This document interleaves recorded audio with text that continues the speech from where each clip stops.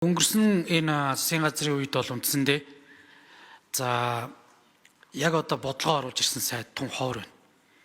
Тухайн бүрийн цаг үеийн шинжтэй нэг хэдэн асуудал цаг хугацаанд батлагддаг асуудал оруулж ирсэн болохоос биш. Яг салбарынхаа бодлогын асуудлаар ЖНК гишүүнийг асуудал оруулж ирлээ. Шадар сайдныг хуулийн төсөл өргөн барьлаа. Амар сайхан сайд. Бусдууд нь ярьсаар агаал дуслаа штэ.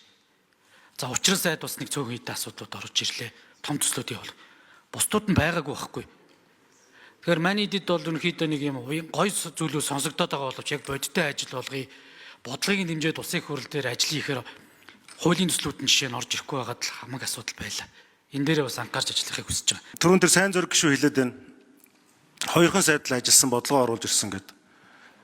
Ийм байж болохгүй шүү. Бас энэ туван сайд эдэргээд бодлогынхаа юмнуудыг оруулсан хүмүүс өндөө байгаа шүү. Манай одон туяа сайд майд гэдэг. Тэгээ энэ бүхнийг нь одоо нэг өнгөрсөн цаг хугацаанд нь зөв дүгнэд үлдээхгүй өнгөрснийх нь араас тэгээд тэгсэн ингэсэн гэдээ бас зөв буруу юм яриад байх юм бол би ч гэсэн бид нар ч гэсэн бас адилхан уус төр яж чадсан шүү гэдгийг хэлмээр байна.